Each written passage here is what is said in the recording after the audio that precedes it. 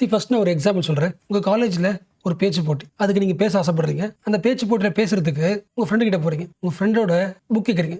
Book கேட்டு அதில் இருக்க சில இம்பார்ட்டன்ட் கோட்ஸ் எடுத்து அந்த ஸ்பீச் காம்படிஷனில் பேசுகிறீங்க. இப்போ உங்கள் ஃப்ரெண்டு வந்து நீ பேசின மோஸ்ட் ஆஃப் தி பாயிண்ட்டு நான் கொடுத்த புக்கில் இருந்து, அதாவது என்னோட புக்கில் இருந்து. அப்போ நீ பண்ணது வந்து காப்பிரைட்ஸ் வயலேஷன் அப்படின்னு சொல்ல முடியுமா? First question. அப்படி இருந்தால் ஒரு இண்டிவிஜுவலுக்கு மற்றவனோட புக்கையோ இல்லை மற்றவனோட ஓன் ப்ராப்பர்ட்டியை யூஸ் பண்ணுறதுக்கு வழியே கிடையாத கேட்டால் கண்டிப்பாக வழி இருக்குது. ஈவன் காப்பிரைட் லாலேயே ஒரு முக்கியமான பாயிண்ட் இருக்குது. Fair dealing section 52(1)(a of the Copyright Act of 1957. இந்த ஃபேர் டீலிங் என்ன சொல்லுது? மக்கள் வந்து காப்பிரைட்டட் ஒர்க்கை யூஸ் பண்ணலாம். மீனிங் புரிஞ்சா? பட் எந்த பர்பஸ்க்கு யூஸ் பண்ணுறீங்கன்றது முக்கியம். எஜுகேஷனுக்கு யூஸ் பண்ணுறீங்களா?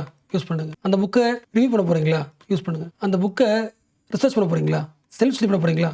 யூஸ் பண்ணுங்க. அப்போ வாட் இஸ் ஃபேர் டீலிங்னா, ஒரு கம்பெனிக்காரருக்கு அவர் உற்பத்தி பண்ண பொருள் மேலே காப்பிரைட்ஸ் உண்டு, அதனாலேயே மக்கள் அதை யூஸ் பண்ணக்கூடாதுன்னு அவசியம் கிடையாது. ஃபார் எக்ஸாம்பிள், ஒரு படத்தில் ஒரு பாட்டு வருது வச்சுக்கலாம். அந்த பாட்டை வந்து மக்கள் யூஸ் பண்ணுறதுக்கு சான்ஸ் கிடையாதா அப்படின்னு கேட்டால் இருக்குது. எல்லாத்துலேயுமே ஃபேர் டீலிங்னு ஒரு பாயிண்ட் இருக்குது. அந்த பாட்டை எதுக்கெல்லாம் யூஸ் பண்ணலாம், இந்த விஷயத்தில் யூஸ் பண்ணலாம்னு ஒரு லிஸ்ட் கொடுப்பாங்க. அப்போது எந்த காப்பிரைட் கண்டென்ட் இருந்தாலும் அதை வந்து ஒரு லிமிட்டெட் யூஸ் பண்ண முடியும். இந்த லிமிட்டெட் யூஸ் ஃபேர் டீலிங் இதை வச்சுக்கிட்டு ஆக்டர் நயன்தாராவோட ஸ்டாண்டை இல்லை ஆக்ஷனை யோசிச்சு பாருங்க. அந்த ஃபுல் டாக்குமெண்ட்ரியில் அவங்க யூஸ் பண்ண போர்ஷன் வந்து ஸ்மால் போர்ஷன். ரெண்டாவது, இந்த போர்ஷனை யூஸ் பண்ணதுக்கான மெயின் பர்பஸ் வந்து ப்ராஃபிட் ஜென்ரேஷன் கிடையாது. இது வந்து அவங்க லைஃபோட எசன்ஸ். அதாவது நயன்தாராவோட பயோபிக்கில் அந்த பீஸ் வந்து மோஸ்ட் இம்பார்ட்டன் அவங்க நினைக்கிறாங்க. இன்னும் சொல்ல போனால் அவங்க ஆட் பண்ணது என்னது? படத்தோட கண்டென்ட் கிடையாது. பிஹைண்ட் தி சீன்ஸில் எடுக்கப்பட்ட, அவங்க மொபைல் ஃபோனில் எடுக்கப்பட்ட ஒரு கண்டென்ட். அந்த கண்டென்ட்டை கூட ஆட் பண்ண முடியாது. அப்போது பிஹைண்ட் தி சீன்ஸ் கண்டென்ட்டை கூட யூஸ் பண்ண முடியாதுன்னா இஷ்யூ எங்கே இருக்குது? லாஜிக் புரிஞ்சா?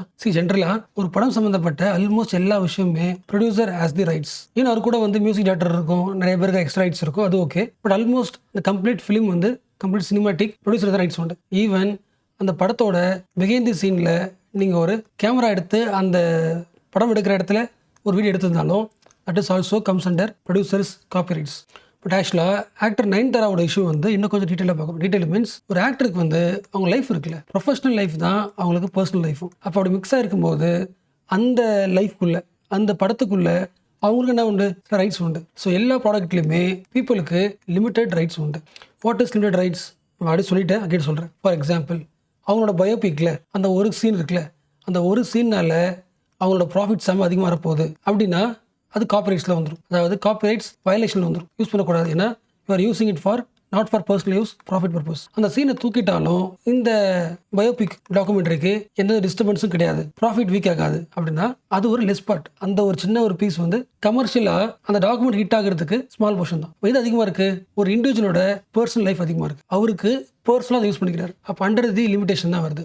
இந்த ஆங்கிளையும் பார்க்கலாம். இந்த ஆங்கிள் ஏன் பார்க்கணும்னா, இப்போ அதிகமாக பூம் ஆகிற பெரிய இஷ்யூ என்னன்னா, என்கிட்ட காப்பிரைட்ஸ் இருக்குது அப்படின்னு மிஸ்யூஸ் பண்ணுறது தான் வேலையை. நல்லா யோசிங்களேன். இப்போ தனுஷ் வந்து இன்னும் ஒரு பெரிய ஒரு ஸ்டார் வந்து ஒரு கண்டென்ட் கேட்குறாருன்னா, அவர்கிட்ட அவர் பார்க்குறதும் தனக்கு பிடிக்காத ஆட்கள் யாராவது வந்தாங்கன்னா அவங்க கண்டென்ட் கேட்குறாங்கன்னா பார்க்குறது எப்படி இருக்கும்? ஒரே மாதிரி இருக்காது. அப்போ காப்பிரைட்ஸை நீங்கள் என்ன பண்ணுறீங்க? மிஸ்யூஸ் பண்ணுறீங்க.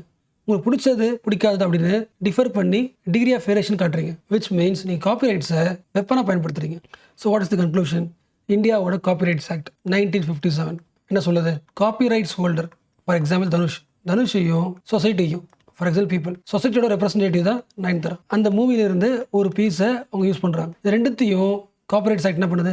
பேலன்ஸ் பண்ணுது. காப்பிரைட்ஸ் ஓனருக்கு அதிகமான உரிமையும் தருது.